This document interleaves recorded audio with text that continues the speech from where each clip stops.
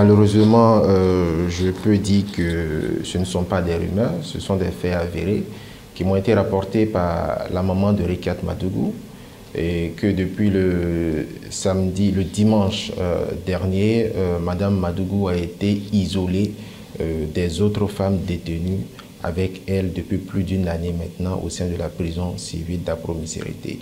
Alors, c'est en pleurs d'ailleurs que la mère de Madame Rekiat Madougou m'a apporté cette information et que ces femmes-là ont été sorties de la prison civile d'Apro-Missirité pour une destination, certainement pour une autre prison civile. Mais on peut dire aujourd'hui, en tout cas je n'ai pas de nouveaux éléments depuis le dimanche dernier puisque je n'ai pas eu encore la possibilité de me rendre à la prison civile d'Apro-Missirité. Depuis le dimanche dernier, on peut considérer que Madame Madougou est seule, isolée de tout contact extérieur au sein de la prison civile d'Apro-Missirité.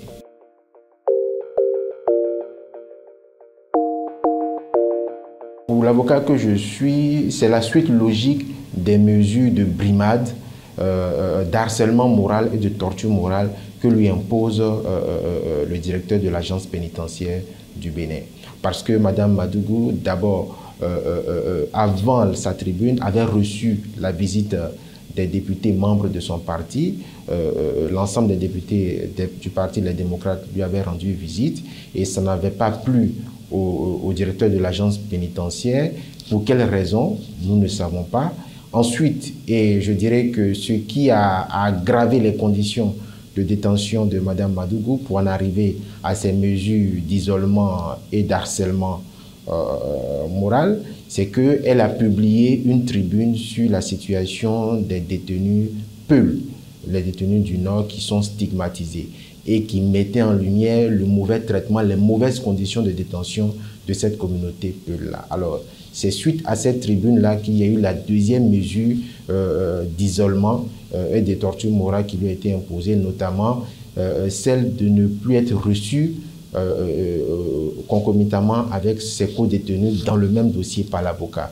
Alors que c'est une mesure qui viole le principe de la libre communication de l'avocat avec ses clients et qui ne se rattache à aucune note de service, puisque moi-même, l'avocat, j'ai été informé verbalement que je ne pourrais plus recevoir Madame Madougou ensemble avec les co-détenus de son dossier, qui sont aussi mes clients, alors que nous discutons chaque jour des moyens et des possibilités qui s'offrent à nous pour pouvoir mettre en œuvre la décision rendue par le groupe de travail des Nations Unies sur la détention arbitraire. Donc je pense, et ça je l'assume, que le directeur général de l'agence pénitentiaire est plutôt dans un rôle d'agent de renseignement ou plutôt dans un rôle de partisan politique que de celui d'agent de service public. Ce n'est pas son rôle d'interdire à l'avocat de recevoir Madame Madougou avec les co-détenus. Il va au-dessus de son pouvoir.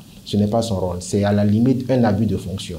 Et nous pensons que nous, avocats, nous devons prendre des dispositions pour mettre fin à cette aggravation des conditions de détention qui expose véritablement la santé et la vie de Madame Madougou et aussi de ses parents, puisque je voudrais ajouter que Madame Madougou, il ne lui est possible que de recevoir debout sa maman qui a près de 74 ans, depuis près de 2 ans. Elle reçoit sa fille debout depuis plusieurs mois maintenant. Et cette situation-là lui a causé, qu'on appelle ça, une aggravation de son mal de dos. Donc aujourd'hui, elle n'est plus en capacité de rendre visite à sa fille. C'est une situation que nous regrettons, dont nous rendons personnellement responsables les autorités de l'administration pénitentiaire d'Apro-Missirité. Tout ça participe à torturer moralement Madame Madougou pour la contraindre à se taire, pour la contraindre à ne plus se prononcer sur quelques dysfonctionnements que ce soit au sein de l'administration carcérale ou en dehors de l'administration carcérale. Mais ce que le directeur de l'agence pénitentiaire oublie, c'est que Madame Madougou est d'abord une femme politique. Elle a été ancienne ministre de la Justice, donc à un moment donné, elle a été son supérieur hiérarchique.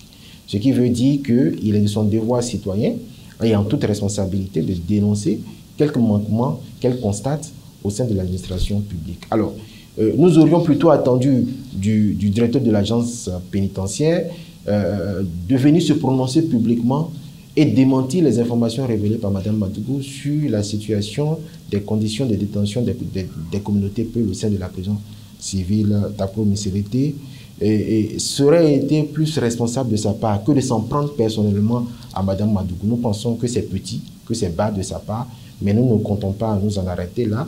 Nous réfléchissons à prendre des mesures légales, des mesures légales pour mettre fin à cet harcèlement moral, à cette torture morale qui ne vise qu'à brimer et à contraindre Mme Madougou à ne plus exercer ses droits en tant que citoyenne.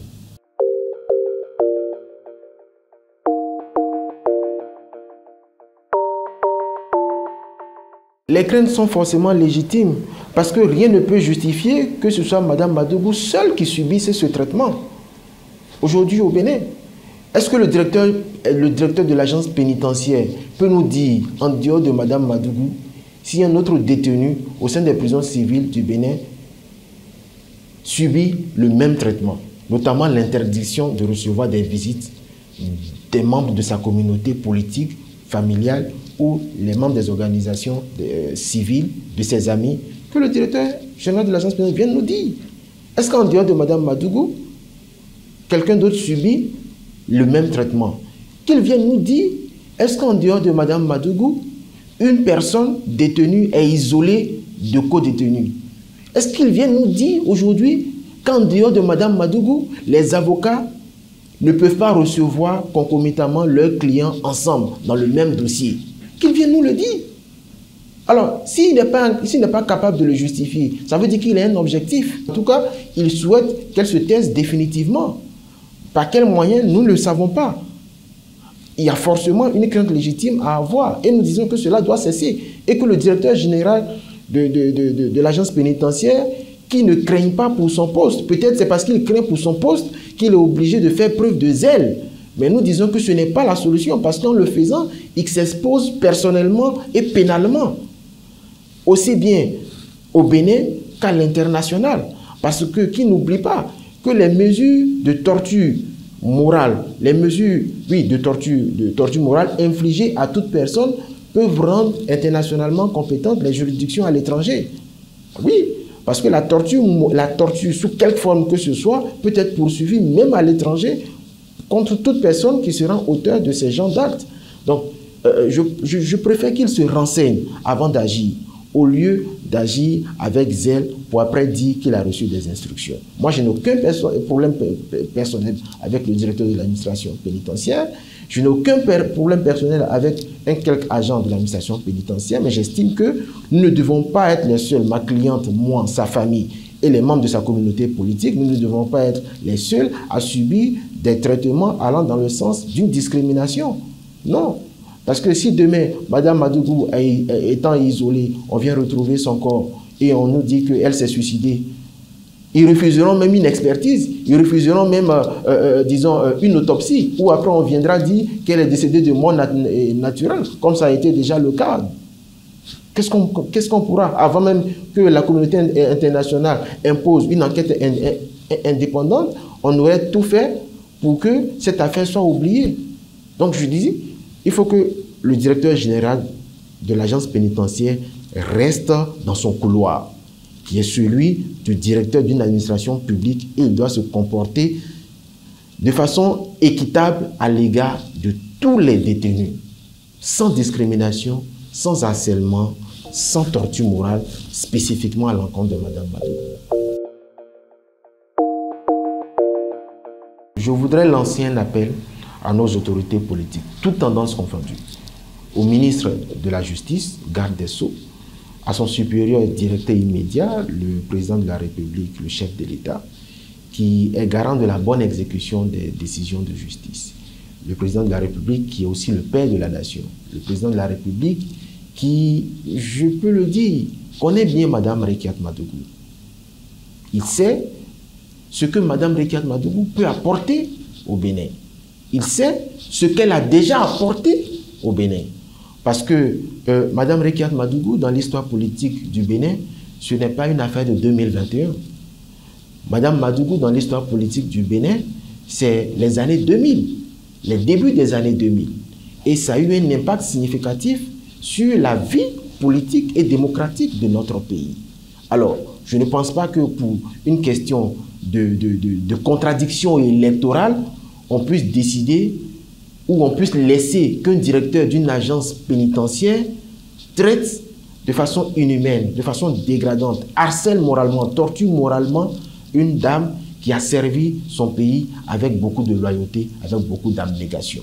Je pense que si les autorités politiques laissent cela se faire, je pense que tous, tendances confondues, opposition, mouvance, seront responsables de tout ce qui pourrait arriver à Mme Rekiat Madougou. Donc j'invite les autorités politiques de notre pays à mettre de l'eau dans leur vin et à prendre en considération la décision rendue par le groupe de travail sur la détention arbitraire du Conseil des droits de l'homme des Nations Unies. Parce qu'il est peut-être difficile de concéder ou d'accepter que l'on a perdu, mais je pense que les autorités politiques doivent transcender leur position partisane.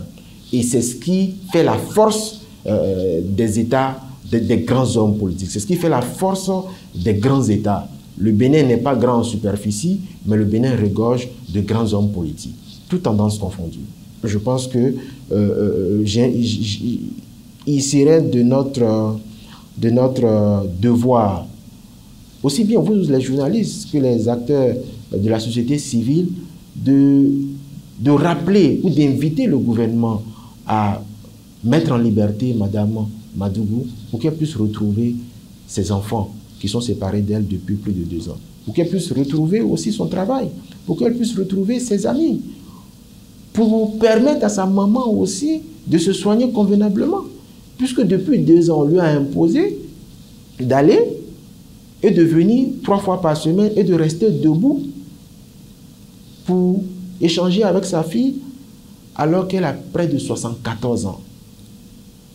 74 ans, vous comprenez avec moi qu'à partir d'un moment donné, la santé finira par se dégrader. Et c'est à cela que nous sommes arrivés aujourd'hui. Parce que la santé de la mère de Mme Madougou s'est sérieusement dégradée. Et je ne veux pas vous en dire plus, mais je vous laisse imaginer la situation sanitaire de la maman de Rekiat Madougou.